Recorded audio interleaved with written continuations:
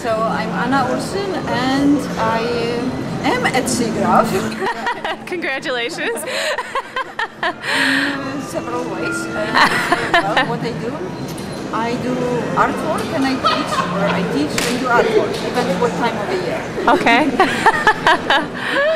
And so, yeah, artwork. Your artwork involves a lot of technology and a lot of handcraft. And tell me a little bit about the process. Well, first of all, computers have some sort of a power related to precision.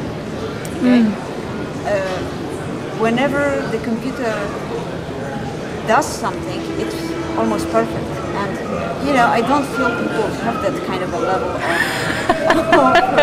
ability to be as perfect.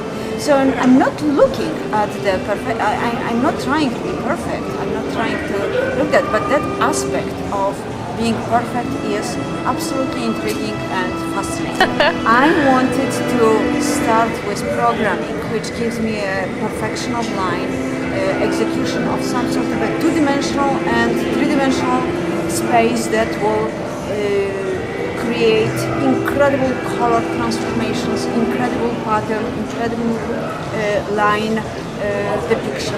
And then I go further because it's a different color setups. So I do photo screens, photographs. I add traditional techniques like old-fashioned drawing. Old-fashioned drawing? You mean with an actual pencil? Yes. Okay. Ink, okay. Photographs. What else? Anything I can that has visual power.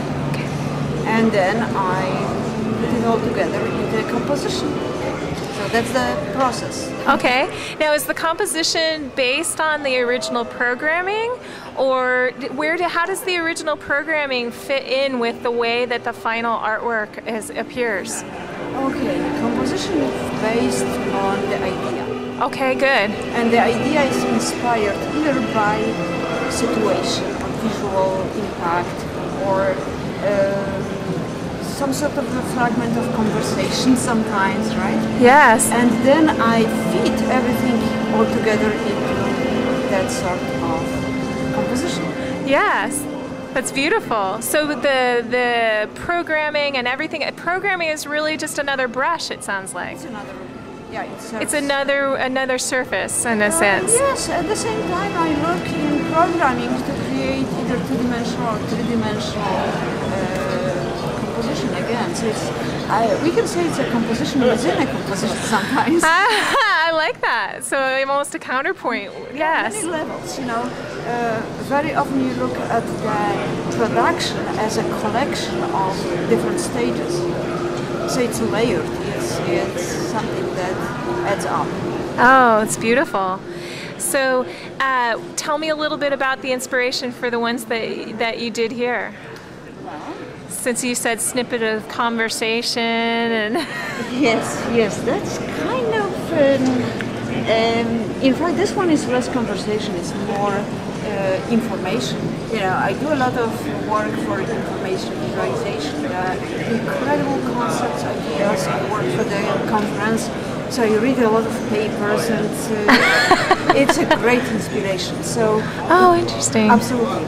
And in this case, this is something like a combination of information with visits. When I go someplace, I take pictures, I look at the very microscopic almost information that adds up together into something big. So very often I look at some sort of color, smell, configuration of objects, repetition of objects.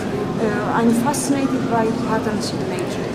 And I especially work on those patterns in duality. I look at the nature as open space, not really affected by human or affected by humans, and city space, when it's like, again, story within a story within a story, multi-layered situations. So those are kind of the two trends that I explore. That's beautiful. So if you had to, in this moment, imagine the wildest things that you could come up with as you continue on, Do you feel like you're going to keep going down the same paths, or are you going to jump the track? Are you going to? Very sensitive Oh. topic, because we are starting talking about toys. I need more toys. You need more toys? I would Okay. love to work with other technology that I have no access to. Ah. Yeah, when you work with technology, technology inspires you and you do different things. So I try many different things, from two-dimensional art to three-dimensional art through video animations. You know, I try that. I would love to go further, but we are going back to toys. Oh, interesting. Okay. So you've seen the whole transition through all of those things, and you're like, you want to keep going farther. So if you need an artist for hire, Anna is willing to, if you have wild technology and you want somebody to experiment, Anna is for hire, right?